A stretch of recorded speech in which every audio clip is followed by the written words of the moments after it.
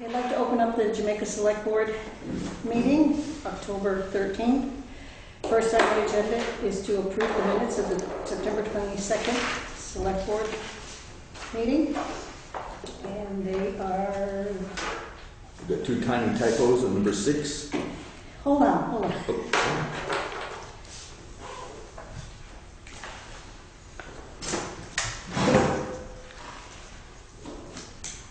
On number 6. Yeah, just make certificates plural. And then on number 12, there's only two I's in the gillies, but they're not together. I think it was only one certificate that day anyway. And then we should say one certificate of correction. Oh, two certificates. No, there are two certificates. We just passed them back. Two certificates, okay. Yeah. There's also another error. This one. Yeah, it did. How about that one? Find my copy. It is not Castle Road. We are not going to throw up Castle Road. Castle Hill. It is College Hill Road. Oh, good catch. You're right. So Solid. You're right. I thought, so Good thing you didn't throw it out. I know. It was on Castle Hill. I'll be very surprised. Every time I see that term, throw it up or throw up. There is a connotation to it. Yeah. Make a motion. Make a motion. Make a motion, we approve the minutes as corrected for Monday, September 22nd. Do we have a second? Second. Any further discussion? Hearing none, all in favor say aye. Aye. Okay, the minutes are approved. Number 2 on the agenda is to approve the timesheets for the town office, visitors highway and transfer station. Number 3, sign the select board orders. Number 4, time for public concerns. We have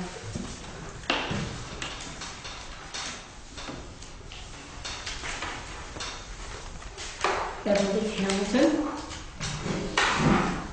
here, and you're next. Already? You are already. Okay, so we'll let you stand up. Or... You can sit down there. Okay. Just tell us what you're here for. Okay. I came tonight because we purchased a property on Maxwell's Road back in November, and I'm sure you know who David Hamilton is. He's my husband's uncle, and we've been coming here for 32 years. My husband was born and raised here. Well, he was born here, he wasn't raised here, but we've decided to purchase a property here and be closer to the family. And we purchased a large home, and we want to turn it into a bed and breakfast. And we have been working on this since November. And I figured there was some sort of a sign ordinance. I didn't know though, because I've seen a lot of everything. But I picked up a copy of the, well, I didn't know for sure. I did get a copy of the ordinance from the town clerk, and the sign does abide by all the regulations from the 54, I think 1954. That's correct. Is there anything newer than that I No. should go by? No, that's the newest one that we have. The only one that we have. Okay, so I was appealing to wanted to speak to the sign officer or coordinator or whatever it is. That's the select I board. don't know who, yeah, just everybody. Just the 4 of us. Yeah, to see if that would look all right. I tried to come up with something that would be, well, and the and sign's backward, but on the other side it's not. But the gentleman that made it, he knew that I wanted it to blend in with the trees and the, I didn't want it to, even though I wanted it to stand out, I didn't want it to stand out. I wanted it to just blend in with the You scenery. want to lift that up for us Yes. so the rest of the board can see that? Yeah. Lou, do you want to? Sorry. Oh, it's not heavy. Okay. But of course, this is the sign, and it stands on it's a 10-foot post, 2 feet is in the ground, so it'll be 8 feet above the ground. I didn't see anything particular on that. Is there any regulations on the As post? long as it's not near the close to the road, so that for the snow plowing, Right. because we don't want to damage your sign. I Right. think there's also a certain height, but it's pretty hard. Is I don't remember. I looked, I couldn't Yeah, it see, does but seem I to don't be- remember if there was a height. I don't think there was a height. It was just the size of the Well, sign. it is 8 foot above the ground. It was supposed to be less than that. Yeah, there's no height restriction. I did have a person come and look where we dug the hole to make sure that it wouldn't be too close to the road as far as the plows go, and my driveway, because it has to be plowed as well. But then there are hooks on the bottom that so it's gonna be just a hair longer, as you see, that where they hook, and it's gonna have the vacancy and no vacancy sign. So, It's attractive. I'm hoping it's It's very nice. It goes with our, it just hurts so much. it's fine, and you're more than welcome to put that right And up. one question that I did have a question. I noticed that the sign itself can't have lights on it, I believe, on there. That's correct. Can a light shine on the sign at night? Because Yes. where I am in the middle of nowhere, Right. it's Yes, it can. very dark. Okay. Yep.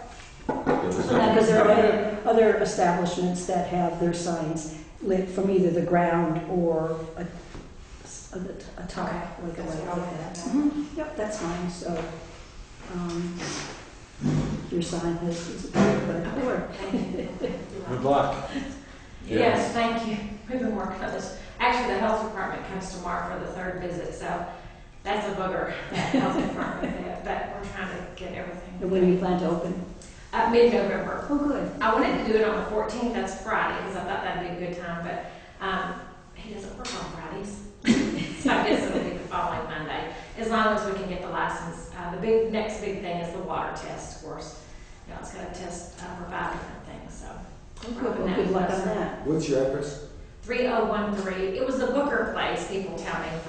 He does not know where the book is. Okay, Pikes Falls Road here. It's 3 miles on the left. It's a big white house with a red barn attached, built in 1855. And it says 1855 It's right on the car. Yeah, that's not the, I drive that road You do? constantly, and It's. after the 3rd bridge. But it's Yeah. 3 miles up the road. You'll have to look. On the I left. have to look now. And it Look for says the sign. Hamilton out on the mailbox. When they open, you may have to go up and say. I may have to. You'll have to look for the sign. We'll have to, I'll certainly look for it when I go to work. Yeah, it's a beautiful, beautiful homestead. And I'm planning it was a homestead, you know that, don't you? Yes, All these years it was a homestead, yeah. yeah. But if we do license the 17th, not that weekend, but the next weekend, I'm having a grand opening and, or open house, I should say. And of course, I'll be inviting everybody, so that, you know, the more people that know about it, because it wasn't a bed and breakfast to start with, it was just a That's school, correct. so nobody knows about it. Okay, well, good luck on your venture. Thank you. I'm sure you do well. Thanks. Thank you very much. Thank you. Is that it? I That's don't it. need any paperwork, right? No. Okay. You're all set. That was If easy. you want something, we can So get you. I sweated it all day for nothing. Oh.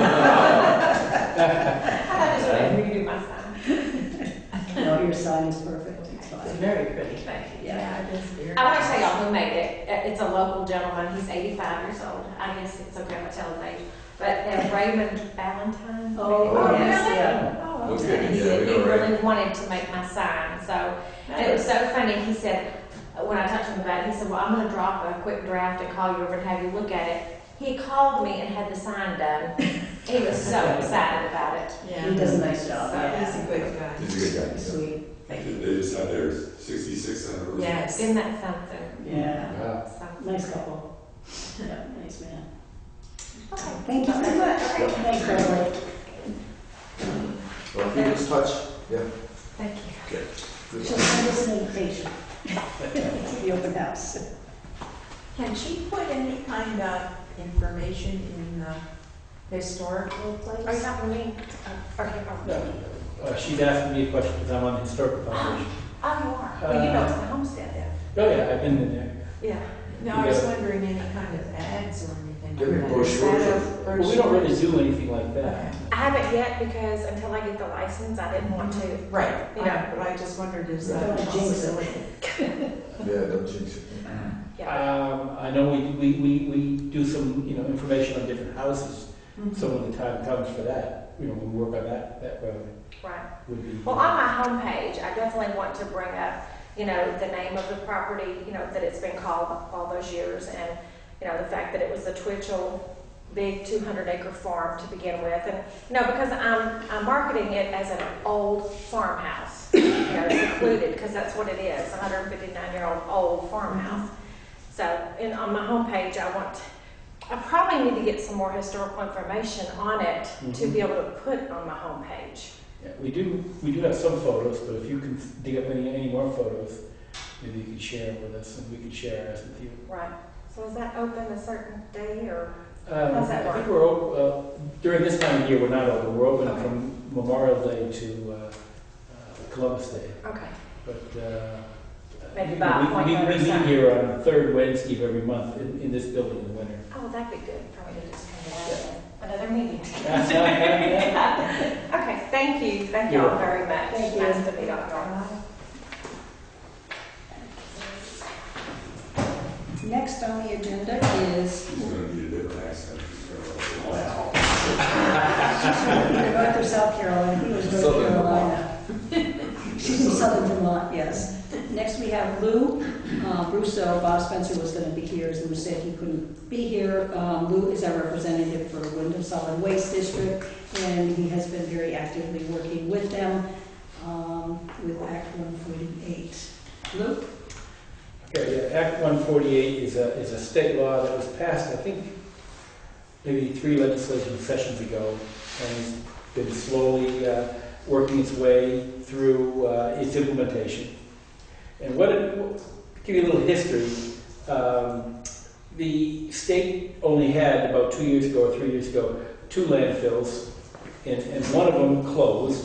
So now the state only has 1 landfill where they can bring any of their municipal solid waste to. That landfill is right on the Canadian border, so it's quite a ways away from where we bring our stuff. We have our stuff shipped to Brattleboro, and right now most of our stuff gets taken to Albany or up in Claremont, or definitely out of state.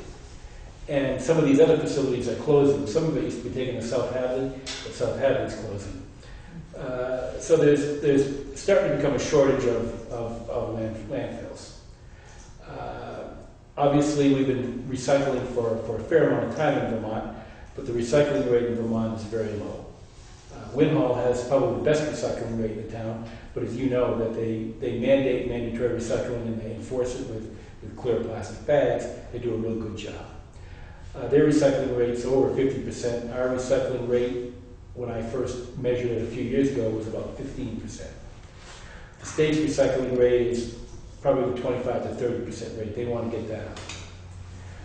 So what they did was they implemented Act 148. What it mandates, first of all, is what we call pay-as-you-throw or unit-based pricing. And what that means is that people who generate trash should be responsible for paying for trash.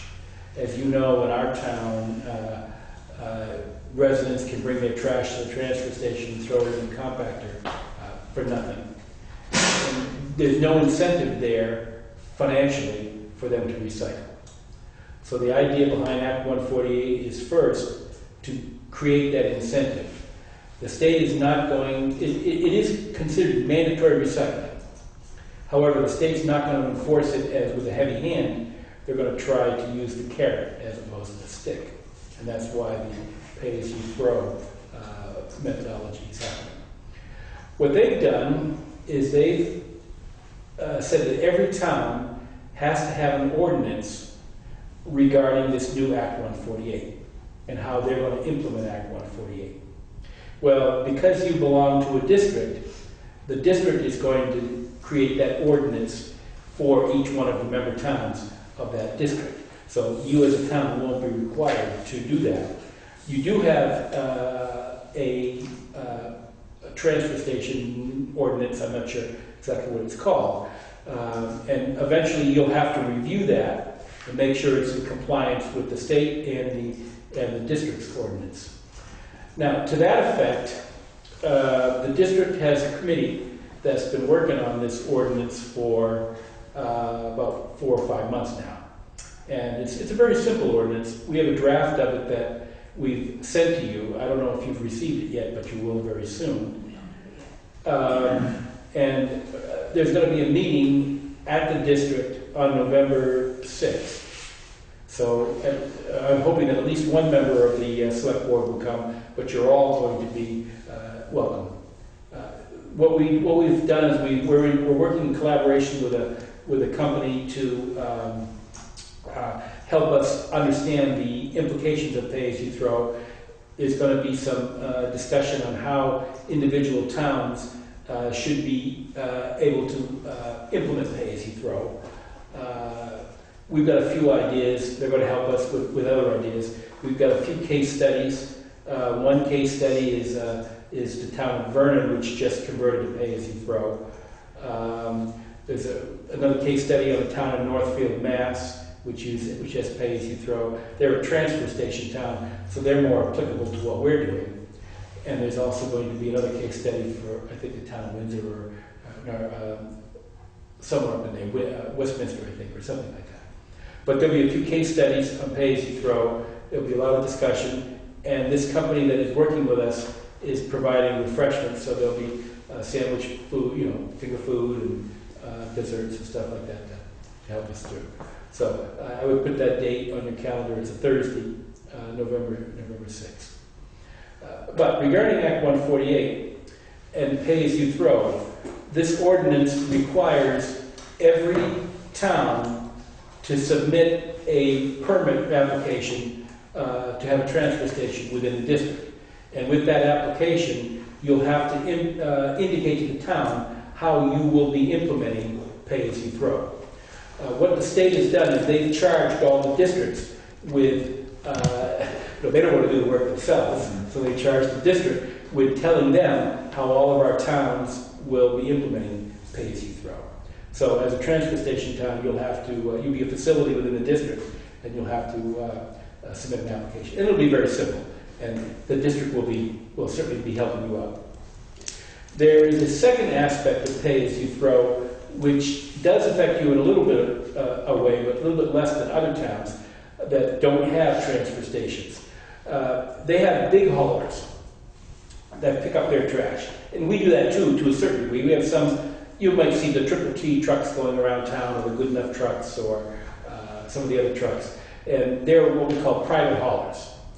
And right now, up to now, private haulers have only had to pick up trash. They come to your house and you throw your bags of trash on your front lawn, and they come by and they pick it up. Well, a new part of this law is that all private haulers will have to pick up recycling as well as pick up trash. And a few years from now, they'll have to pick up leaf and yard waste. And in fact, the transfer station towns will also have to deal with leaf and yard waste. We do to a certain degree anyways already. But that's the biggest change to this law, is how it affects the haulers. And haulers are now not just classified as those large vehicles that go around picking up trash with those compactors and the like. They're also involved any operation that picks up trash, which includes, in our town, caretakers. That's going to be the biggest impact with this law. Right now, caretakers, I think we issue in Jamaica caretaker permits, but we allow caretakers to bring their trash. They have to be, it's supposed to be Jamaica trash, to our transfer station, and they can dump it for free. Well, the first thing the caretakers will have to do is they will have to abide by whatever plan that we come up with.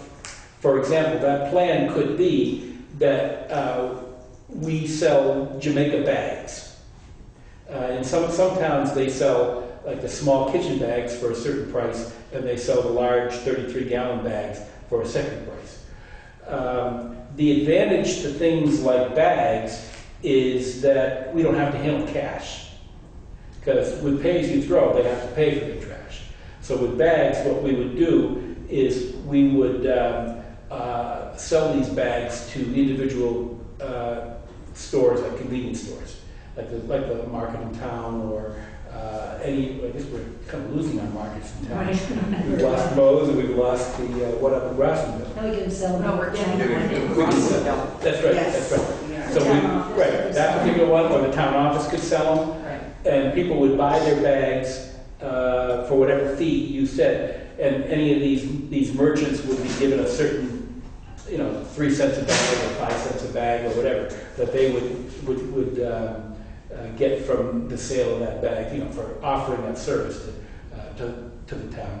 and then people would have these bags and would throw these bags into the compactor.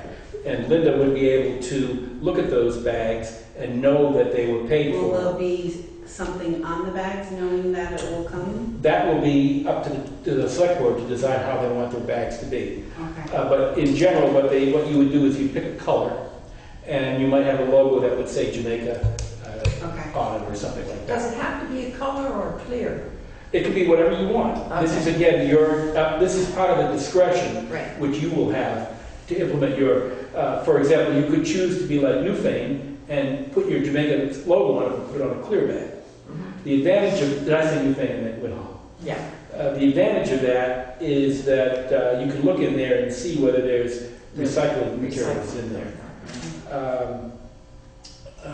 One of the things that the district is trying to do is try not to put the burden of enforcement on the transfer station attendants. So they're going to take up some of this burden as well. We haven't, come up with exactly how that's going to be done. But back to the caretakers would have to follow whatever plan you chose.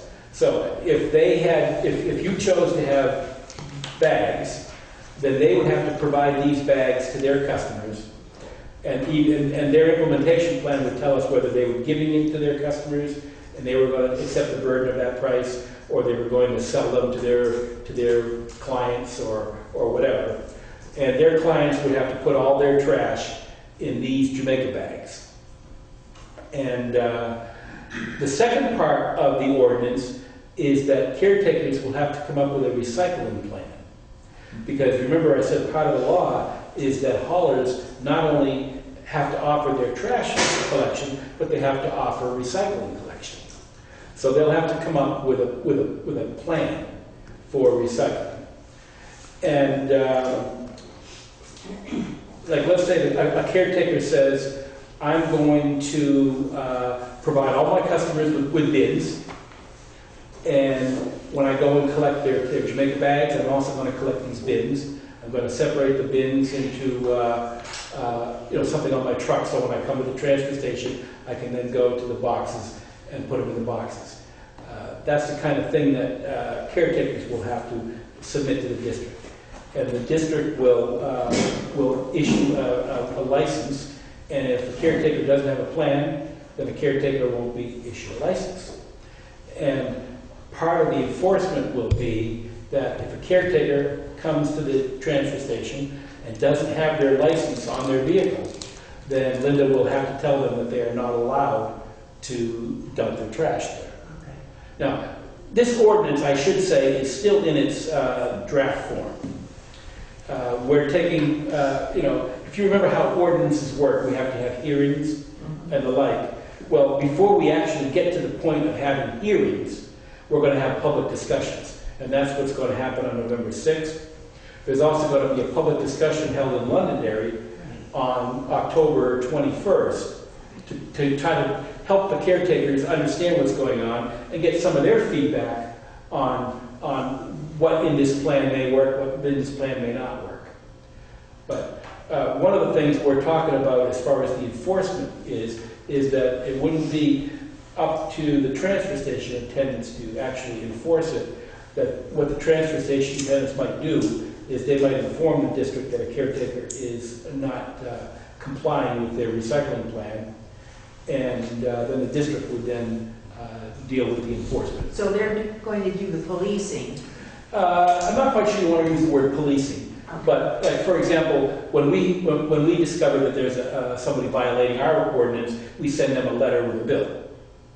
Well, what this draft plan calls for is the first time somebody violates it, we're going to just send them a letter stating that, as a caretaker or a hauler, they have to do this, they have to do that, they're not in compliance, and they have to bring themselves to compliance. I have a question. Then after then the second time, they might have their license to dump their trash in a district facility revoked for perhaps 30 days. And then if they continue to do it, then they would have that license revoked probably for a year. So that's how that's how we're looking at doing this. Again, this is only in draft form, so it could change. Linda, that's a good time to ask a question. I'm sorry. If the people are paying for a bag, can they still put whatever they want in it and throw it away? That's up to how you want to enforce it. How does Winhall enforce the recycling? What their tenant does is if they see a bag with recyclables in it, they make them take it to the compactor, cut it open, and pull out the recyclables. So that's how Winhall deals with that. Again, it's up to the town how they want Because to. they have clear bags, I take it. They have clear bags. But the incentive would be to cram as much garbage as you could into that bag you bought, however much the bag's gonna be. Right. And you want to recycle, and that's what Right. the hope is. So. Correct. Like, for example, in our household, we probably have 3 bags of trash a week. Maybe 1 bag or less is trash. The rest of it is recyclables. And so if we didn't recycle, we'd have to pay $9 a week. But because we do recycle, we'll probably pay less than $3 a week or something like that. So we give people an incentive to recycle. That's the care. People who've got time. Linda has a question. But there are caretakers, okay, who will put the cost on the people that are picking it up, the people, Homeownership. the homeowners, Yeah. and they don't care. And so therefore, they're gonna just throw the bags away like they are now. Well, remember, the caretakers have to offer recycling, and if the caretakers don't bring recycling in with their trash, then they're in violation of their recycling plan.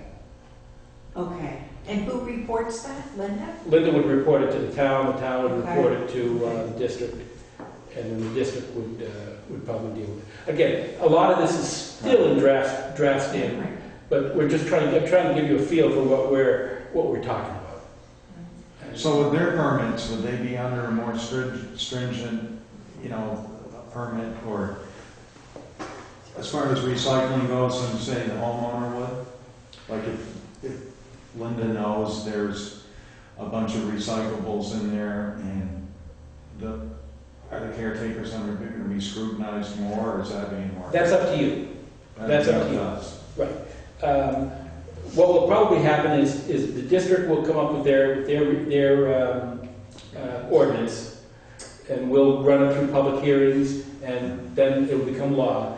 And at that time, then it's probably a good idea for you to go through your ordinance and decide how you will implement pay-as-you-throw. You'll have until, I think, June 1st of next year to come up with a plan. When does the law take effect?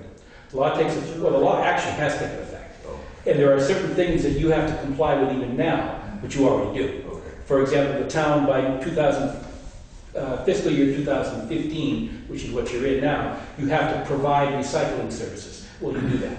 You do that. So you're already in compliance, but the law actually is in effect. And it gets staged over the years. And in July 1st of 2015 is when pay-as-you-throw has to be implemented.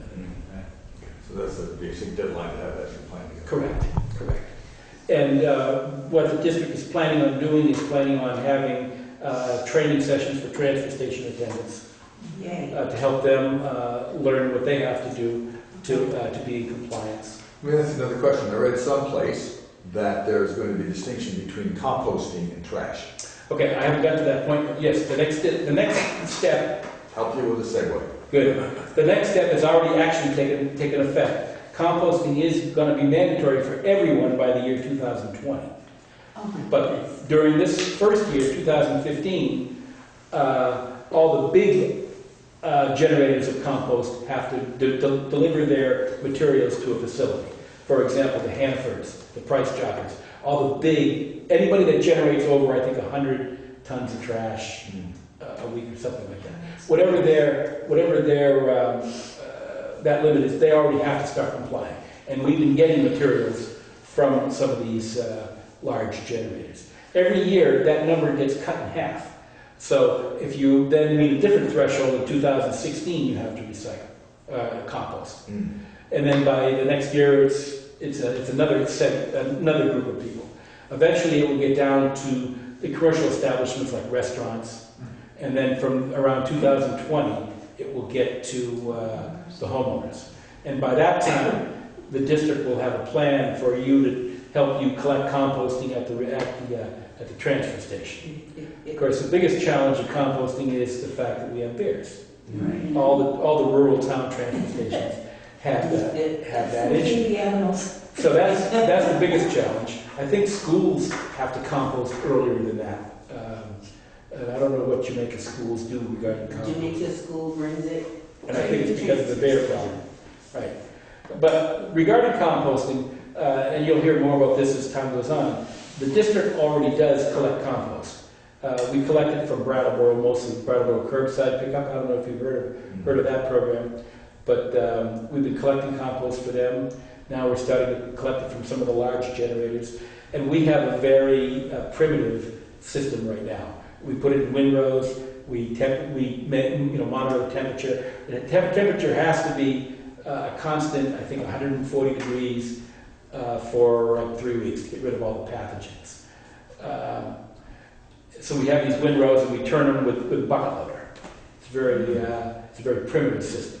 Eventually, we're going to have to come up with something better, and we're starting to work on that plan now. We don't know who's going to pay for it. We do have an application into, I think it's the money that Mtg puts into the fund for, we've got an application in there, I think for $175,000 to help us create a compost facility. We've met with them, they're very intrigued with the idea. They're not sure they're going to be able to give us the whole $175,000, but we might get some money from that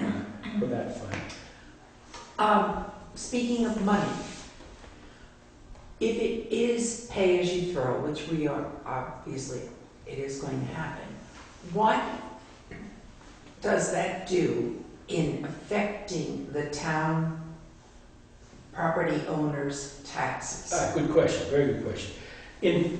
The reason pay as you throw is important from the state's perspective is that they don't want the towns subsidizing everybody's trash. They want people to be responsible for their own trash because then they'll be motivated to recycle.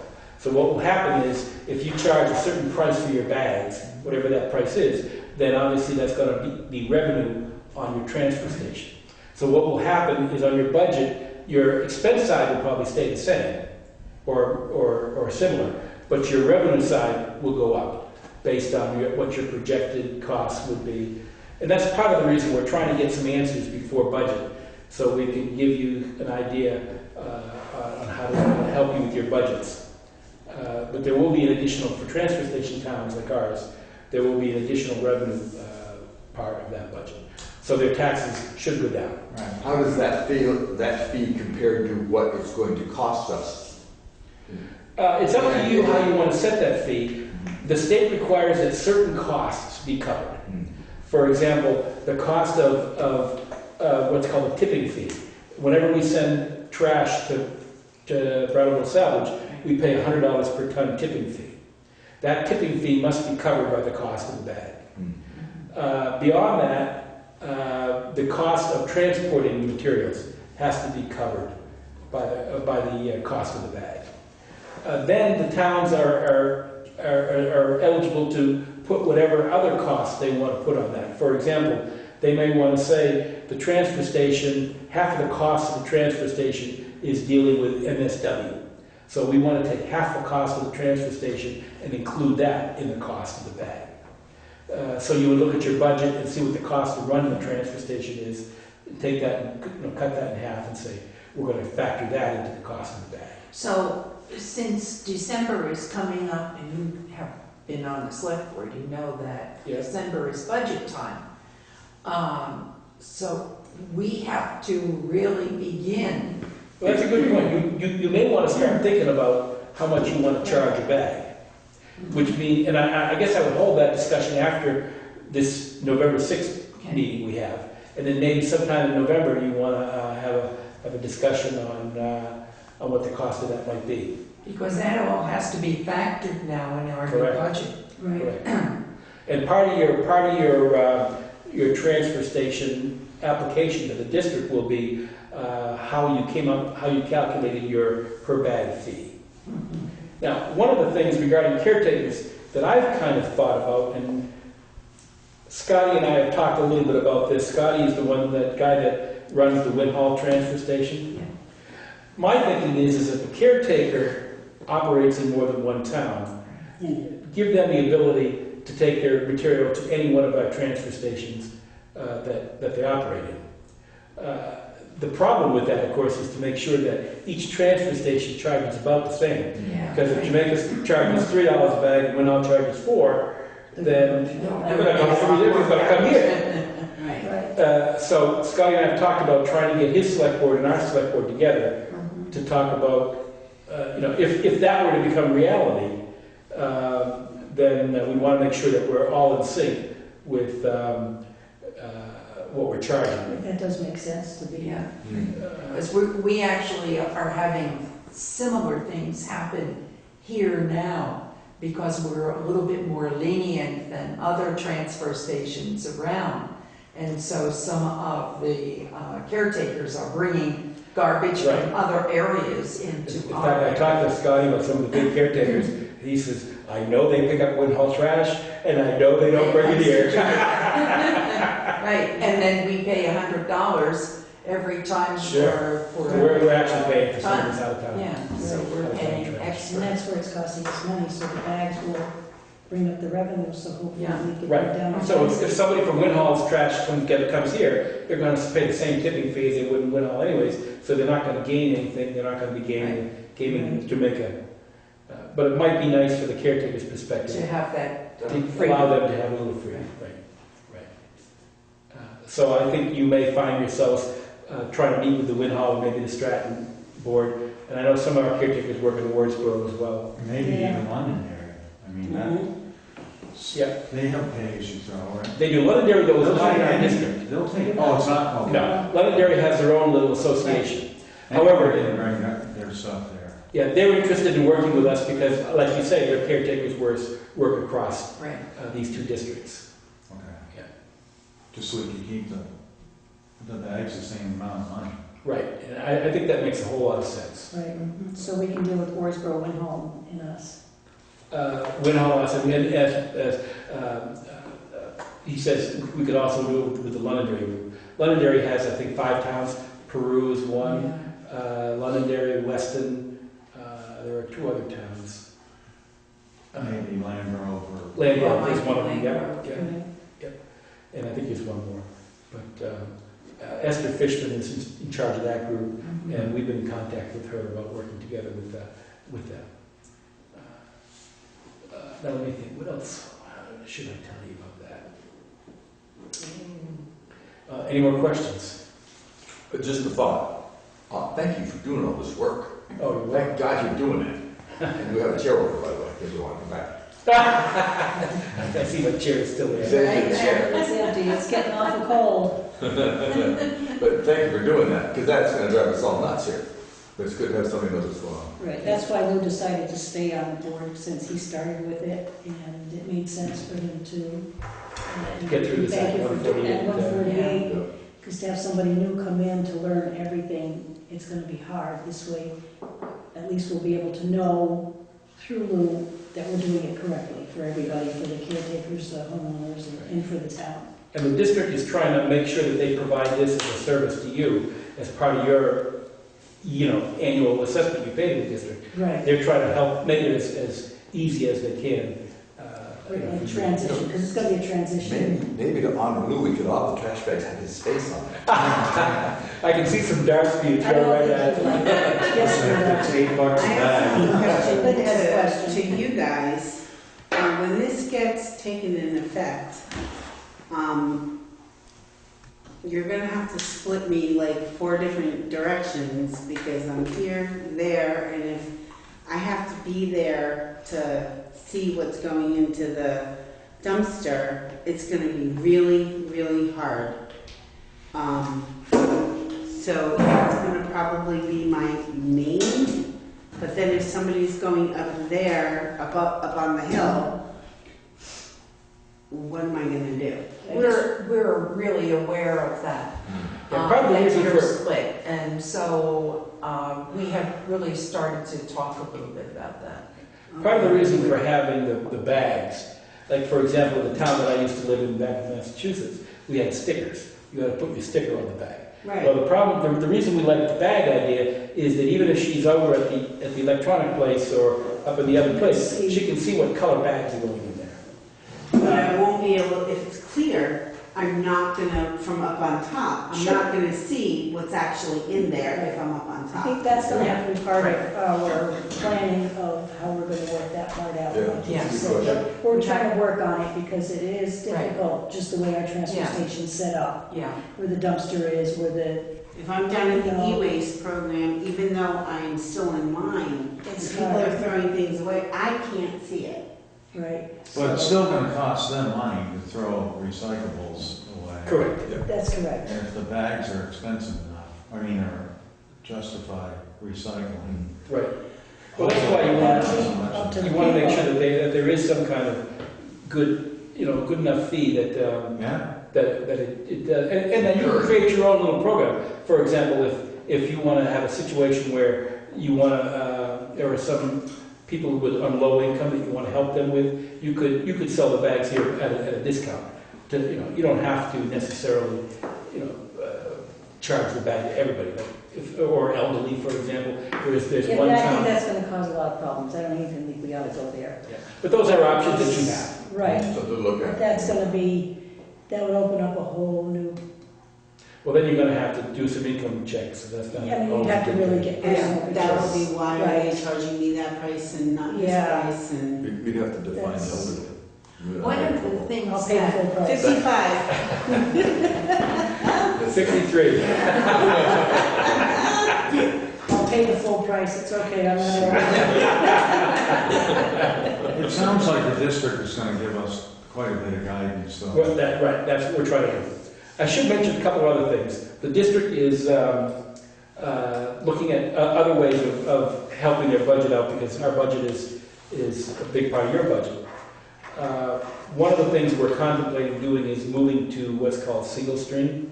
oh yeah, And we've actually got an RFP we just got back from 3 different companies which are offering single stream plans for us. And we're going to look at those and see if they offer some savings to us. So that's everything going in. It would be everything. We now have 2 containers. Everything that's in both those containers can be mixed together into Like into a Casella single. does.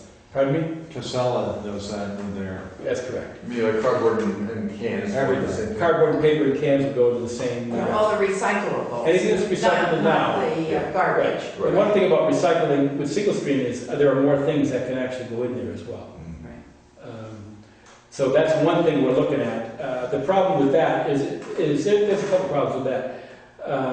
Right now we have a dual stream facility, as you know, and we actually employ, I think, 8 people in that dual stream facility. If we went to single stream, we wouldn't be able to process it there. We'd have to ship it to another place, which would probably mean some layoffs.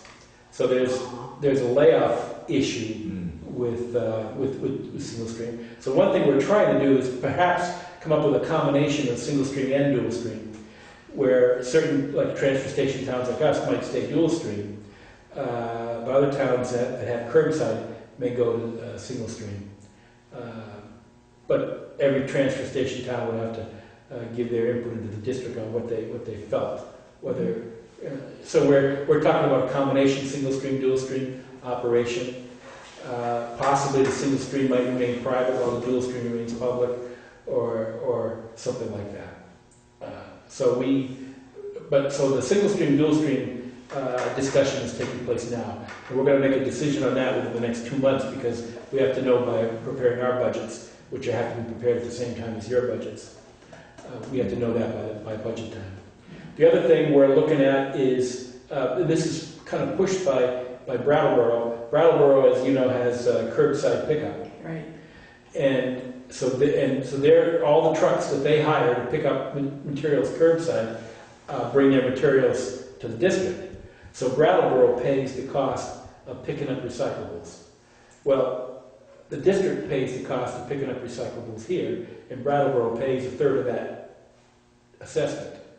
So there's a big push by Brattleboro to take the recycling collection piece and break it up and charge a fee to the towns for that service, because they feel that they're subsidizing all the towns for that service. So we're having that discussion as well right now. What that would mean is the assessment would go down, but then Jamaica would have to pay for the cost of shipping the recyclables to, so there would be a sort of a lower assessment, but an upper and a raised cost, a raised fee. So there's some talk about that. We're going through those discussions right now. Also, we have a bunch of towns which don't have transfer stations, but we pick up we have these 24/7 boxes. You may have seen them as you go through Newfane. They're on the side of the road in Newfane. We have them in Dummerston, we have them in Putney, other towns as well. The question is whether we keep those now, because since those towns are going to be receiving recycling pickup by their haulers, is the need for those still there? So if the need for those is not there, then we would not stop doing those boxes, and that would reduce the assessment as well. What you're saying brings up for me another concern, and that is making the transition between how we do it now and what is going to be happening in July. And my concern is that dumping will be a part of people's rebellion for having to change, since change is not easy. That's a good question. Obviously, we have in Jamaica an illegal dumping ordinance. Probably all towns should have as part of their. In fact, I wonder if we should make that a point at the November 6th meeting to have the district have an illegal dumping ordinance. Do you mean dumping just on the side of the Yes, road, or? exactly. That's a police issue. It's against the law. That's correct, and that's illegal dumping. Penalties for, I mean, I don't think we need an ordinance for the town. Well, the state has one. The state has one. We have one in the town as well. Maybe it's a good thing for the district to have one. Of course, you have to be able to catch somebody doing it, Right. or you have to be able to look in their trash and see something that indicates who they were. But Well, law enforcement there's points on your license, it's a stiff fine. If they You're can not catch the throwing person, it. though, I mean, there's so much, I mean, Right. R&D Sunoco, and you see trash there. And you are right, though, that there's some fear that this will start happening. That's part of the 24/7 issue. People will see a box in Newfane or a box in Dummerston, and they'll say, I'll just bring it there and throw it in there. And that's illegal dumping. And that may be why those towns may not want these boxes in their towns anymore, if that problem becomes too much. And from the district's perspective, that becomes part of our material that has to get thrown out as part of the residual. So the district ends up paying for those when it gets put into our boxes. It gets thrown out and we have to pay for it. And it seems like the more people you talk to, they're into, saving the world, saving the trees and all that. I mean, to me, recycling is They that should part of buck up, it, yeah. right, and not make a mess of the sides of the roads. But that's not everybody's thinking, I know. unfortunately. Although that could be part of a PR plan. Right, That Right. would, that could be. right, since we are the environmental state. So. Yes, Linda? I have people who come into the transfer station who, at this time, they say they don't care. So they will throw everything in until they said to they have to. That's what they're gonna do. And it's just like, I'm like, it takes you 2 seconds to throw the cardboard and the paper and stuff over on the other side. And they go, well, we don't care. So it's like, and if we're not gonna pay for it, our customers are gonna pay for it. So we don't care. And that truly is what's gonna happen. We've had some couches and things like that lately. It's been, people throw stuff all over the place. Or if I'm up there, they'll go, and I'll go, I've just seen that. And they go, okay, and they'll take it out. And I'm like, somebody threw a VCR into the compactor while I was up on top. And I was like, that's a $5 fee for the e-waste program. Right. And, you know, it's like as soon as they see me do something else, they're like, "Huh, I'm gonna do this." It makes it hard to change people. It'd be nice if they would abide by what they should, but most people do. You just get that most few people do. amount that don't, which make it hard for the rest. That's one of the reasons why I think we need to begin to start educating the townspeople about this is coming and Maybe once after how that, to do it. after that, we'll be able to Guys put a have, flyer out or something. Yeah. We can help that have that? Well, we always give you sheets of what can be recyclable, what can be recycled and what can't. Is that what you're talking about with the list? People want it to be as small as possible. They want to know exactly what they can throw away and what they can't. Mm-hmm. And I told them, I said, I have that paper that says 1 through 7 that can go in there now. Right. Right. But I'm always getting, well, what about this, Linda? What about this? What about this? And sometimes I don't even know. Yeah. Well, one of the things about this, if we do go single stream, is you'll be allowed to throw what's called rigid plastic in there, which are plastic toys, plastic, anything that's of a plastic nature. It's called rigid plastic. Oh, wow. It doesn't have the recycling emblem on it, but it can be dealt with. It can be recycled.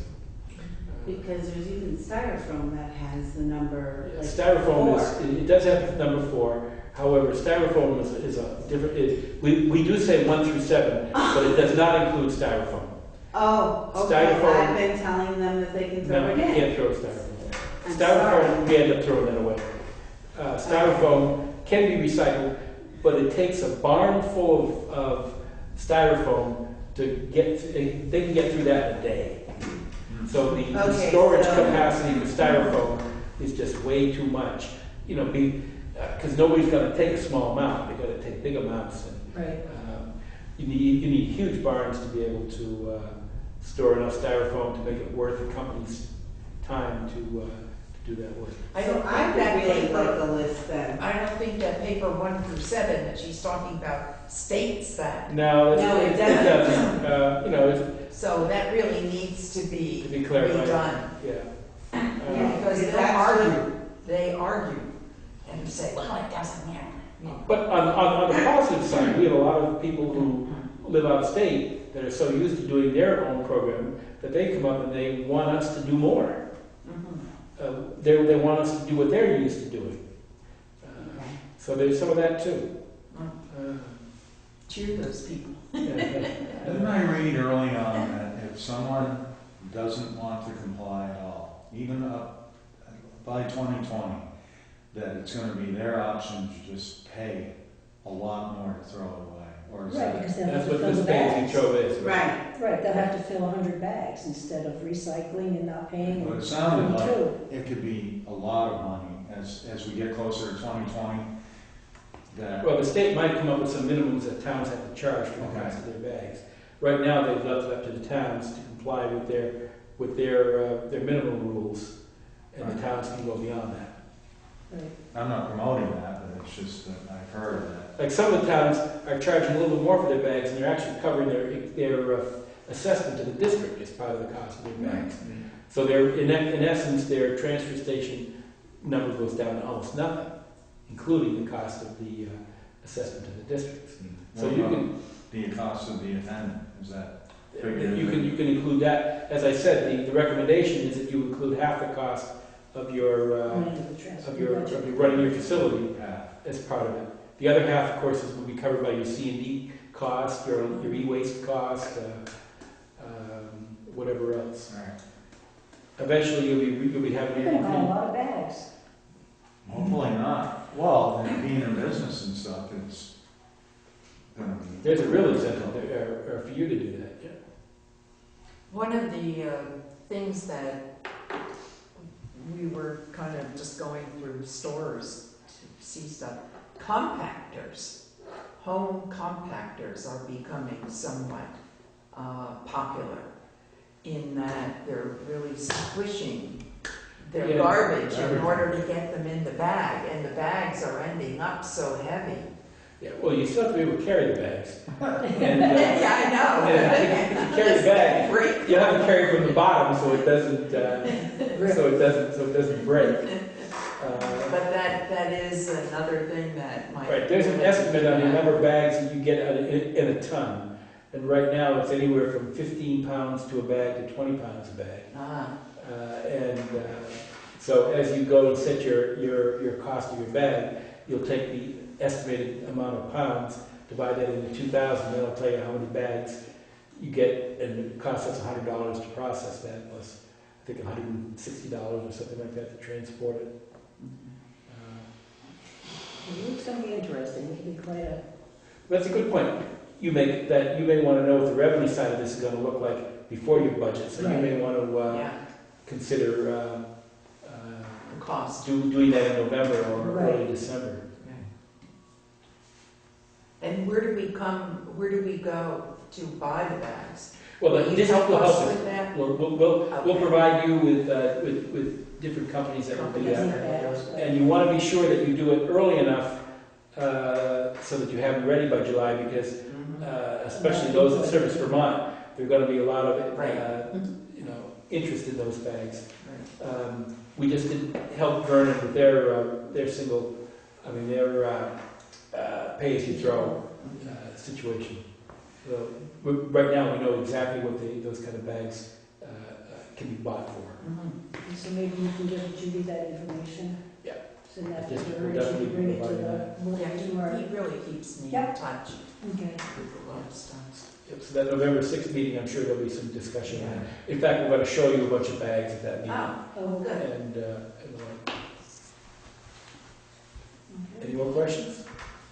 Not at the moment. I think I probably should plan on meeting with you maybe every other meeting for the next 2 or 3 months to keep you Okay, so informed. if you feel that you have something to bring us, Yeah, you know, because now we're getting to crunch time. okay, And up to now, we've been sort of researching all these things. We're going to be starting to make decisions in the Yeah. district.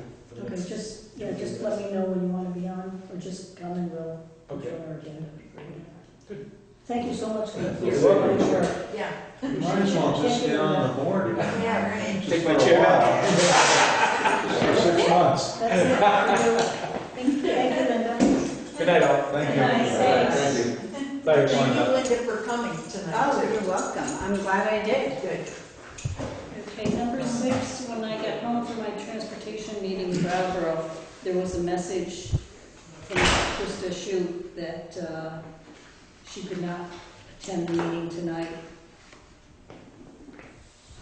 So I have to call her back to see if she wants to, she had a family emergency or something, so I can just give you a little bit of what it's something about putting in a cell service, a Wi-Fi service, but we already have cell service with the church and with up on Main Road. I don't know exactly what this company is, or, There And was when sort of I, a booster or something, wasn't It's it? supposed to be some kind of a solar Enhancer? enhancer. They call it resiliency. And apparently their theory is we got to, well, I think we should let her, we can't Right. discuss it. I read because that. we don't have Yeah. it. It's ready for yeah, it. and my understanding was that it had to be done almost immediately. Right, right, Yeah, it she was, said. their answer's on the decision's on the 15th. they wouldn't get their money, I don't know, Well, she's not here, so. it's Yeah. independent from, right. And I told her we couldn't make a decision tonight anyway, she was more than welcome to come and present her product, but we couldn't make a decision, and I think that's what she really wanted. Uh-huh. Okay, number 7, just a letter from Chris Campany from Wyndham Regional. The adoption of the Wyndham Regional Plan has been approved. And then we have notification from the state of Vermont, environmental, on the construction of a 4-bedroom, single-family residence located on Schoolhouse Road. And number 9, notification from the state of Vermont, wastewater system,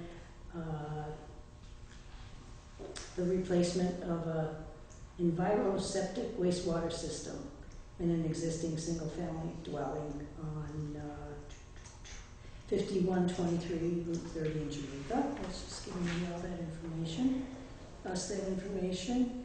Number 10, a few weeks, I think it was our last meeting or the meeting before, our highway foreman Keith Hazard came and gave us some information on a snowplow for one of the trucks. We have two bids, kind of three. Two are from the same company, and one is from a different company. Paul has talked to Keith today, I believe, and Keith's, correct me if I'm wrong, after reviewing and talking to all these people, Burns Truck Store, which is in Clarendon, Vermont, so it's Vermont company, to go with the, this is a 9-foot plow. Do you have anything else to add to that? Well, his position is that the Vermont company, spare parts and these kinds of things will be easier to obtain. The other companies in New Hampshire, some distance away. There's also the Vermont is cheaper. And the reason there are two from that company is because for different types of blades. And he and I discussed it, and I think that the first blade, the 9-foot blade, that the paperwork that's on top there, makes the most amount of sense. Okay, and the bids were, the blade that Keith is recommending is $5,665. The second bid from the same company is $5,654. It's only $10 difference. And the other company from New Hampshire is $5,725. Do we know Like $60 why difference. the difference between the two From of the Vermont The one? Vermont- Yes, It's the type of blade. it is. Yeah, the second one has some extensions on the blade for different applications. Keith's position is that sounds really good until you hit something with one of them and it breaks off. So his thoughts is to stay with a straight, the least complicated straight edge. Yeah. And that's this one? Yes. This one. Yeah, it's a 9-foot. Yeah, that's right there. Yeah. I make a motion that we go along with Keith's recommendation on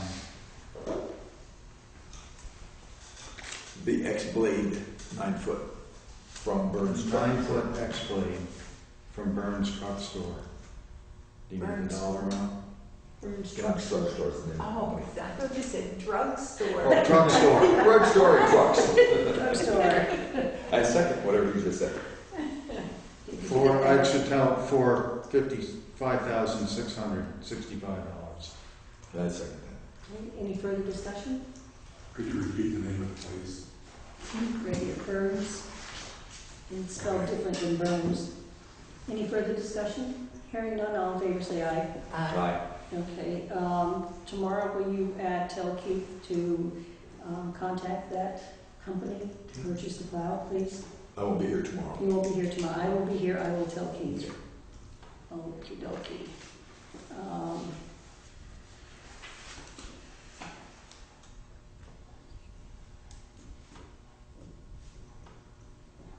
Okay, I will tell Keith. Number 11 on the agenda is an access permit from Gray Rock Properties from South Windsor, Connecticut. Apparently it was dropped off in the town office. There is no, it just gives them the name and where they live, where they're from. It doesn't say where this property, where they want to access the access permit for what property. There's absolutely nothing. I know Paul and Keith have looked at the property, but I feel that we have these applications that should be filled out, not just handed in because one of the select board members and the foreman went and talked to these people at that site. I mean, that's not right. The form needs to be filled out. Yes. So what, should Pat call them and tell them that? I would need To to fill out this whole thing. Yeah. Right. What is it that they do? Well, Paul, you can explain. You were with Keith when you talked to the gentleman. What's happening is there's some construction being done on a private drive that comes off of Old Chain Road. And the, we talked about what's going to happen. It's going to come down, it's going to impact our road somewhat because they're going to have to take out some, that's without using my hands and drawing board, but this is work that's going to impact our road. So we want to talk to them, and they were very interested in making sure they did it correctly. We told them there was some forms to be filled out. Well, they got the forms, but didn't fill them all the way out. But what they're going to do is they're going to change the plane of the road. The road now rises up and drops down, so they're going to level it out so large trucks and equipment can get in there because they're going to do some more building. They're going to take the dirt from the removed hump, if you will, and they're going to spread it on Old Cheney Road where we needed to build it up over the It's years. gravel, it wouldn't be topsoil. Not topsoil, it's gravel, so it's what they're taking out of the road. So that it's a win-win situation for everybody, except the paperwork is now in the way. But what about the new bridge or culvert? This is further up from the bridge. This is not to do with the bridge at So all. what kind of impact would it have on Yeah. our road? On our road, to the extent that it will build it back up to where it needed to be, that'll be a plus. As the driveway intersects the Old Cheney Road, it opens up the access to it. So instead of a very narrow approach, it widens it out a little bit. So they're asking to widen out their access. They're asking to widen that out a little. I haven't seen the drawing, but I walked through it with him. I mean, that's what we Yeah. need. They're going to widen it out. They need to describe it in this paper. Have they started that project? I don't know the answer to that. My understanding is they were going to, but I have not heard because we said there's forms to be done, and I haven't heard yet from them. And I talked to Keith today about this, and he hasn't heard yet from them either. So he's going to drive by today to find out if there's anything All going right, on. then I'll check with Keith on that tomorrow. Yeah. To see. But this clearly needs to be returned to them and asked to be Right, filled out. we'll have it returned to them with, because it says it needs a map, a drawing of what. Well, they certainly need to tell us what they're going to do. A description of the It work has is to be blank. usually there's a drawing. Site plan it's asking for blank. Right. And he had the plans because he showed them to us. So I know they're available, and I know they've done the engineering for it, they've done the forethought. We just don't have it in this form. We want them. We did like that. Do they pay a fee for this? No, unless is it, I think don't so. believe so. I don't think so. I don't think we're asking. That's for something that we've talked about before, Oh, whether these access permits. Who pays this? Is it $50? 50% inspection, is that what you did? No, we didn't really do a site inspection. These are $7 We don't. according to- these are for permanent requests. I think this is a temporary request, and that is a one-time thing. It's not like somebody's going to be doing a lot of access. I believe I don't know. I'm interpreting it correctly. We've never taken money from them. No, but this is a no, they didn't give us any money. This is what we believe to be temporary access. He just needs access to make that thing work, and then he'll. Right here, let me give that, Yeah. let me pass that to It just has the name, there's nothing. Going back to the bridge that was just put in, what's the weight limit on that? And will any of these trucks be going above the weight limit? No, that weight limit on that bridge right now, because it's a concrete box culvert, Uh-huh. doesn't have the weight limit restrictions that used to have. It was just a little wooden bridge. So now it's equivalent to the road weight limit. In fact, it's So physically stronger 24,000 than pounds. 24,000 pounds, yeah. And I don't think we're talking major construction to the No. extent that we're not putting up like a hotel, it's just a house. They do have something interesting. For those of you guys who are followers of Frisbee golf, on the end of that driveway, whatever the structure is, they have a Frisbee golf course. Frisbee's where you throw Frisbees at a stand, Yeah. and you hit it. It's called, I don't know what it's called. But it goes down to the woods and through the field. It's really quite cool. He doesn't get extra points for getting an access. No, but it's the idea that he's Sorry. using the property and he's, being a good steward of the land. If you think Frisbee golf is actually stupid. Okey-dokey. All right, we'll I get in thought touch with him. It is. All right. Yes. Number 12, we received, and I think I emailed everybody Right. Yes. a letter from Mr. Sadler. Paul Chill that we went and did the inspection, the site visit at the request of Knights. And our decision was in favor to keep that trail open to the public. In receiving this letter from Mr. Sadler, this is a very confusing matter. If you looked at the maps, when we did the inspection for the site visit, there's the trail. Did you get this on your map tonight? This is not here. The difference between. Oh, this is mine. Okay, The gotcha. difference is we've added that. We did I gave you the specials. map, okay. Yep. So you'll see that there's the trail. It looks, like a snake. And then there's, underneath the trail, there's the little dotted lines, so there's some confusion right now as to where the trail really is. Is it the line that looks like the snake, or is it the little lines with the dots? According to the town records, it's the road that's wider right This is there. piece right to that. Yeah. Apparently, the other road was I've seen that. This- made later. I went up this morning with Paul to see exactly where the 4/10 of the road, when it begins and when it ends. The Knights have a horse pasture that kind of blocks off the other access of the trail. And it's only 3/10 of a mile where we could get up to. The other 1/10 of a mile, you couldn't have access according to the map. That's the one on the left side that we put Right. on. Okay. So there's some confusion as to, one party says this is the trail, the other party says no, that the other road is the trail. I think basically it's a land dispute between the two parties. When we were at the site visit, Sadler said that they owned the property on one side and Knights on the other. And then now it's the Sadlers don't own this part. So it's getting to be very confusing for the select board. We made the right decision by keeping it open. I think that part is done and that one's okay. I think this is between the two parties, the two property owners, that they have to decide, who owns what property. I mean, they have deeds, they know exactly what. I think it should be put in here at this point that there was a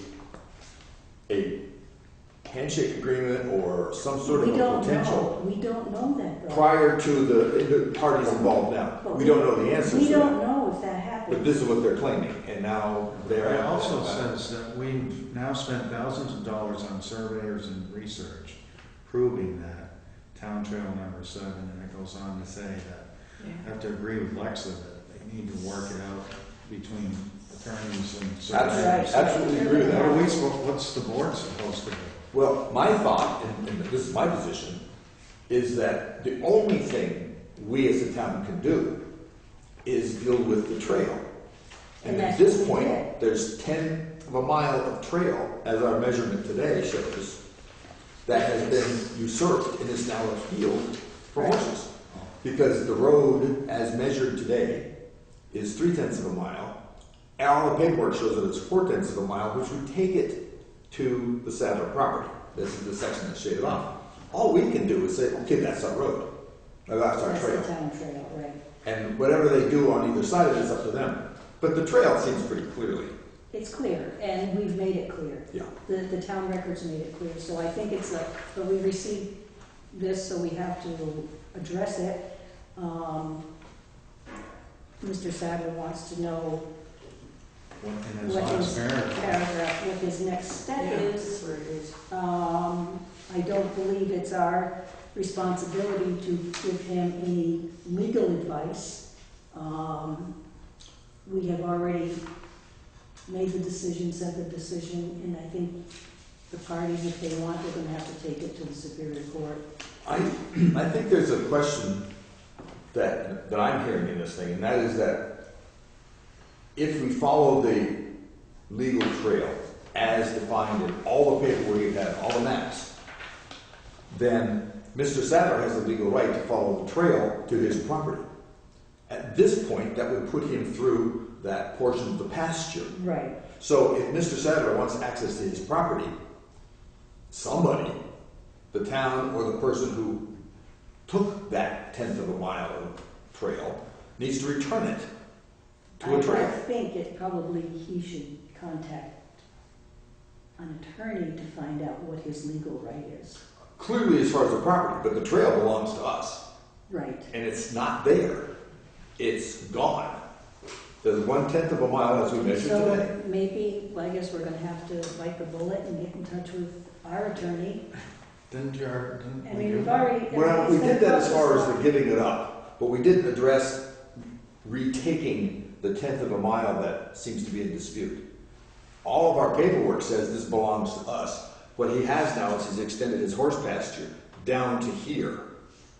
Not only has he extended his easterly border, which is supposed to stop right there, down to there. I mean, can we tell, I really have to find out, can we tell them that they have to remove the fence? Sure, to the I extent mean, that we have that's to true. find out, we don't know that. Legally, we need to ask an attorney. Well, we for that certainly answer. can, and I think the answer is going to be clear, that you cannot put a fence across the legal trail. Well, I'm sure you can't. And they have.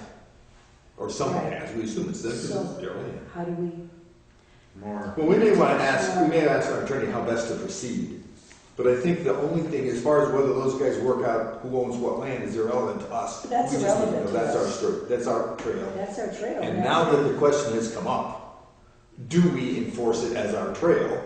Do we say you must take down your fence and return it to the trail it once was?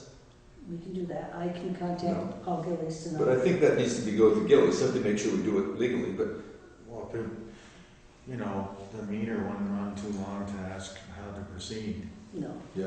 right? We should make sure too, and I haven't seen anything, but in order for them, anybody, to do anything to the town trail, they must. Still have to come to the town. Exactly, and we have no record that we've been able to find that anybody requested permission to take that trail and make it into a pasture. Well, that wasn't done in our time. Probably not. And then the road that goes down below it, we have no request. It just goes back to It goes back to, contacting Yeah. our friends. So- So I think our piece of it's very, very simple. This is the trail, Yeah. take down the fence, this put is it the back. trail again. Okay, that's what we'll do. All right, that takes care of it. Well, I know when I was on the planning commission, we had something very similar to this. I can't remember. It was close to Stratton, where the person had put up a gate on a town trail. And basically, he was told to take it down. You Yeah. cannot block off a town trail. We had this conversation a year ago, I think it was last year, we went up there, and they put up nice fence, I mean, breaks, and it was very nice, except it's across the trail. Yeah, Yeah, and so we, same thing, it's a trail, you can't fence it off. right. Right. And that's what's happening. Now, That's a the person who owns the property at the end of that trail would like access to his property. As a municipality, I think he's right to have access to his property, and we have the right to say, take the fence off, Right. and put it back to being a road from a horse pasture. Okay, all right, so we'll take care of that. All Okay. right. 13. What's the decision? I'm gonna contact Attorney Gillis to see what, if we can ask them to remove the fence. It's on And- the town trail. And return it to the trail. Well, they just have to take the fence away. Well, no, they took out the road. The road has been converted to a field. It's not a field. It used to be But I a don't trail. know if it was, because that road wasn't really used for years and years, that trail. So it Yes. probably looked like that and they just brought them. Right. That's giving them a lot more benefit that I've been willing. Well, that's what the legal advice will. Somebody, Yeah, right, give us a somebody little will tell us. guidance. somebody usurped that piece of property. Before we go ripping up Right. fences. It's an easy I'm not fence. ripping apart a fence. Looks like it's maybe an electric fence, and we didn't have You this can up there. touch it. I'm not, All right, next on the agenda is a service contract for the new generator. I did review it. And it was for the annual service. It's $295 for a major service. And this, Paul can tell us what it entails. This was part of the deal, right? yeah, this is part of the deal. Here's the situation. We have a service contract. We have choices with the service contract, but this particular service contract we're looking at is for the year instead of semi-annually or quarterly. Annual service includes a number of things such as changing the belts, changing the oil, doing things that need to be done. If we buy into the annual service, two things happen. When they commit this, when they do the service, then and only then will we get charged at $295. During the time between now and that year, we have a priority position should there come a time when there's a lot of people asking for them to come out and work, service their equipment. We're higher up on the list than anybody who just calls up and says come. So there's a certain collegiality in that. But it's going to be $295. The major service and all the things that it does, it's listed in here. And there's a lot of things. Replace lube oil, check engine speed, lots of things. And because this is new, I think we should have that done just in case something comes up in the first year. Then we can think about it again the year after that. We get a discounted rate in hours on site. We get discounted rates on the travel time. There's a lot of little discounted things we get if we sign on to this. So that's where I get mixed up. Sure. So that $295 doesn't cover the travel time, doesn't cover, It does for the major maintenance. okay. This stuff is for If something additional else services happens. performed Oh, okay. outside the standard periodic maintenance. Okay. I Yeah. think if it breaks. Well, if it breaks with certain kinds of things, we've got a Okay. warranty for that. Yeah, how long is that? Well, it depends. It's a year for some parts of it. It's 5 years for other parts of it. It's, So our first Right. year, we should be covered. we should be covered for all that. Yeah. So- But if something comes up in time, then we get a discounted rate for the things outside of the standard service. So maybe next year, We we can decide. need to come back and decide whether we're going to go for the extended one Yes. or stick with the $295. Is that And we may have a better idea how much we're using. Right now, we're doing it for like 10 minutes a week. It did start this morning. Did you hear this morning? Because I didn't hear it. Yeah. Yeah. But I heard it a couple times. Does that start this out? Just make sure it's working. So that part of it's working. Mhm. We did get locks, by the way. I put locks on the access points. It's Okay. good to have them. I have a lot of customers that have it and they do act up. They do. Yeah.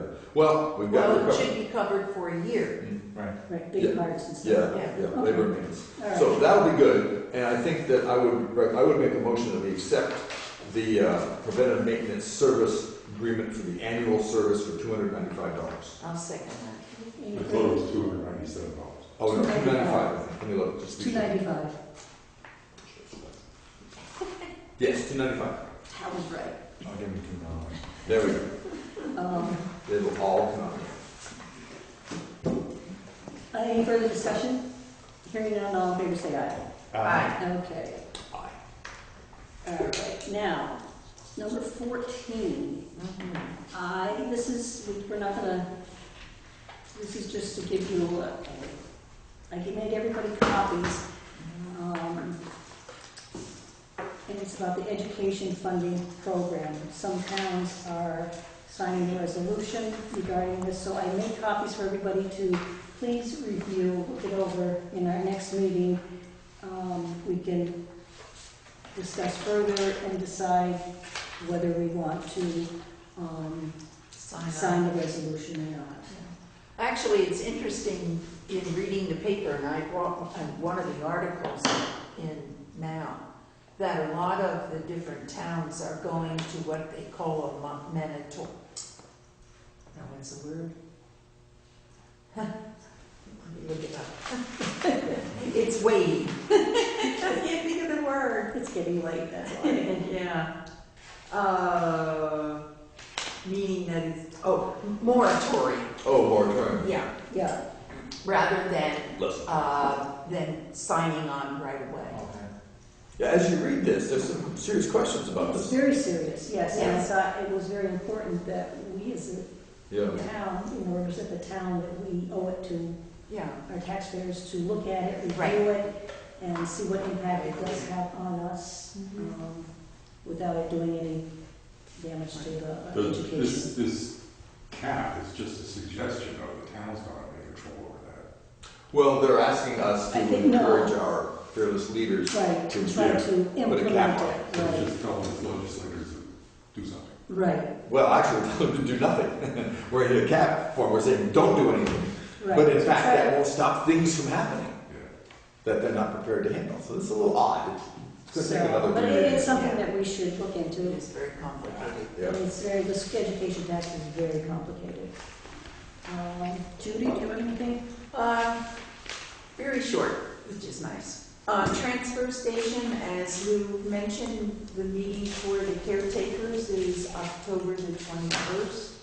And it's going to be at Londonderry and town office. And I've gotten a couple of caretakers saying that they're coming. I'm hoping there's going to be more. When is that? 21 October, next Tuesday. Tuesday. I think it is. Tuesday, right?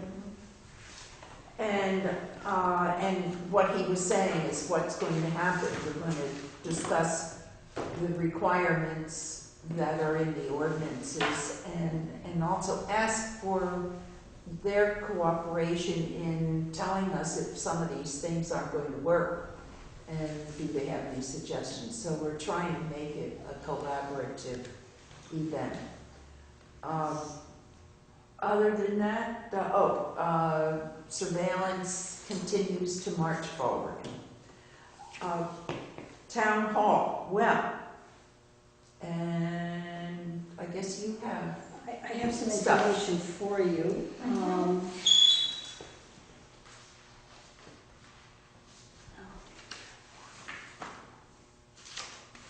Most of you have those town hall comma well. I know, every time I say well, I think like, well. Well, Deep subject. I did send out the copies to the state, Good. to Chris Tomberg. I sent That's him that. for a permit, by the way. For the permit, I did, Yeah. yeah, everything that was here.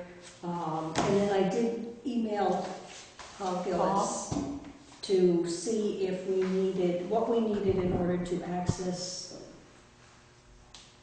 the property where the well, our spring is, to put a well near it. I sent him copies of the The pages. deed, where it says, you know, that we have permission, the right to fix it and whatnot. And I did get an email back from him. It's here, he needed more clarification. I went through it. Let's see. Sorry. Pat sent me a copy of his, we had a quick claim deed and then another deed when he bought the property from Perkins. And I guess according to Mr. Gillis, that's not a shot. Sorry. According to Mr. Gillis, I can tell you in a second. Stop it. This is what she's talking about, you can pass it down. The highlighted areas is where it is mentioned, our right for having a spring there. And what we're doing is questioning whether we need a new easement, or does it already say this in the deed? Okay, but I can't find that. I can't find his last, I know it's here.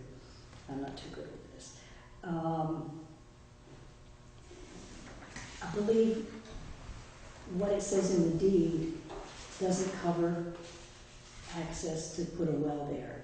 So he's gonna have to draw up another deed or an easement. I sent him, I'm waiting for another answer from him, because that won't cover it. that's the right word I'm using. Yeah, I Uh, think that's a good idea. So we're gonna have to have something from Mr. Hines Yes, in order to go on the property and then to actually drill the well on his property. yeah. Well, So- what was confusing about what we were reading was it said there that we could maintain and we could dig. And so we didn't know exactly what that meant by digging. When you read it at first glimpse, it looks like they're saying it's okay to go do it. Yeah, right, but, so we wanted to check with him Yeah. exactly. I'm going to pass this down. You already have a copy, but I have the great big one here to let you see where the well is going to be. And this is the area right here that we're looking at. So you can pass that down. Right up here, uphill. Yeah, but it's the little round circle that has the W. Isn't there not a well up there? Okay, so No, the it's the old, spring. Spring. Oh, it's the old deed doesn't cover what we want to get to, so he's gonna Oh, okay. prepare the proper paperwork for us. Okay, so that's what he's going to That's do. what he's gonna do. Oh, that's what it is, existing shallow, that's right. Yeah. Actually yesterday at church, he came up to me, Mr. Hunts Lee, to talk about easement. And so we talked about the fact that we're looking at this area here and we're not sure whether or not an easement is needed, but that Mr. Gillis was questioned about whether it was, and that if we did, we would be getting back to him about an easement to dig. And one of the things that we might have to do is to take a few trees down, because we're going to need a track vehicle. I think I mentioned that last time. And in order to go up, and obviously there's going to have to be some land up here so that the drilling can happen up there. Now, is he agreeable to that, do you think? He sounded like that was not going to be a big Oh, deal. good. Now, what about, did he get the easement for the, Yes, Carol Ellis? he actually had some questions about For the the, easement for the leach field. field? And the second one, I think it was, Right. he was asking me how quickly that needed to be happening, because he was going away Oh, okay. for a few days, a week. And so when he comes back. He'll take care of that, okay. So, this one here, actually, you can look at that, has the same thing, but it talks about how the well has to be cleaned and made sure the water's pure, etc. And this is part of the paperwork that was sent to him. There's some things you were doing right after I read about shocking the well, the chlorination stuff. Yeah. Yeah. So, things are moving along, and hopefully it's going to be favorable. I hope so. Yeah, So we'll just wait for the paperwork from Paul Gillis right. on that, so And when that he he comes back, or Lee, then get that. Right, because that Maybe other sit one down where it with says him a little spring, bit. it's just to tend to the spring, Yeah. nothing about the drill Yeah. well, so. And I told him yesterday that I would share with him copies of the deeds Okay. to show him. I think I sent them down there, so I want those back, because I need to make copies for Okay, him. and I have everything here for you too. Okay. And I also am going to have a big map made for him. One of the nice things about it, we were looking at the contour lines, and Ron Bell had mentioned the fact that it was relatively flat up there, where the spring is and where the well's going to go. So that's a good thing, except you'll look that they're a little bit closer on the way down. Yeah. So that's why we need maybe a track vehicle to get the equipment out. It might be done. Yeah, it might get done. It'll get done, we have to think positive. It'll get done. So, that's it. Paul? I have a couple things. We need to we need to check on plow contract for Old Cheney Road in Adams. Apparently Chip is not doing it any longer. When did we hear from him? I was talking to Keith today. He said that Ben Lowe wants to bid on it. Now, Ben apparently did the actual work last year. I gather Chip got a real job. Somehow it takes up his time. But anyway, Ben Lowe wants to bid on that, even though he's actually did it for Chip last year. So that's where we are. But we need to get that, because that's that little piece of Old Cheney Adams Road that we plow. Right. Okay? Well, he'll need to send in a bid. Well, that's what we need to do, just find out whether, if there's anything we need to do about that. Right. But Keith can tell Ben to send in a bid. He has to send in a bid, right. And then the other thing, there's a beaver pond up on Gale Meadows that's becoming a problem, in that it's getting, I guess, really becoming a problem. And so his suggestion was, in the past, there's someone who he referred to as the beaver man, that we would contract with that would mitigate the problem. I've dealt with it. Well, not so much to blow the No, dam no, up, no, but just no. to affect the construction crew. I'll take care of that. Yes, can you do that? Okay. But he said that's getting to the point where we need to do something about that. Okay. Does that have to go through, my German's gonna come out, the Forestmeister? Do we have a portion of this? Yeah. Tree warden? Is this a private property or is this a? No, if it's damaging the road, Okay. no. Yeah. So anyway, that's on. They just go to another home. But however they do it, they move to the farm. However, but anyway, those are two things that he has. So, Back to that Adams Road in Old Cheney, does that have to go out? That amount of money? I don't know how much it was. That's a good I question. don't remember how much it was, but then we'd be saying what it was though. Well, sure, but I don't know what it was last year it's either. $5,000. About 4 or 5. What was it? Yeah. But anyway, he asked me to bring it up and put it on the table for consideration. I mean, we can check to see if anybody else Yeah.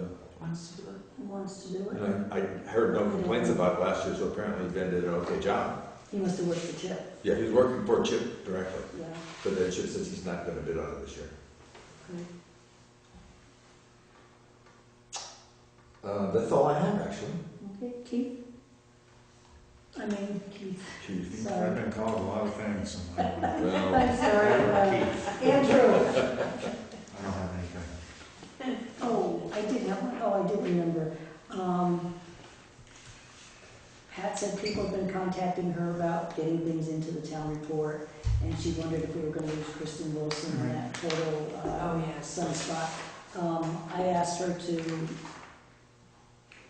There it got is. it? Mhm. Oh, okay. Ask and you shall receive. All right, so we can,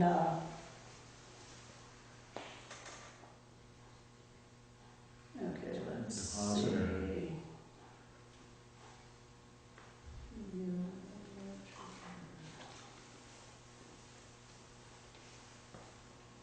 That was to do with the That's cost. for the whole Yeah, thing. no. That's for the whole thing.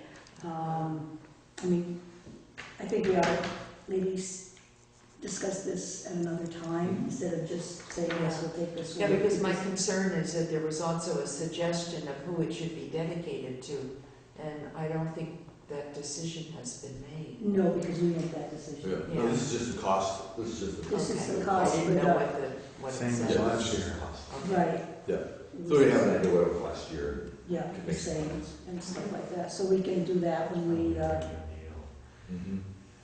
I don't know what she says, needing the stuff. I'm not sure. I don't know, I'll contact her to find out. Yeah, but that's just the financial end of it. Right, that's it, yeah. And then, She's certainly done a good job. yeah, she's always done a real good job. So,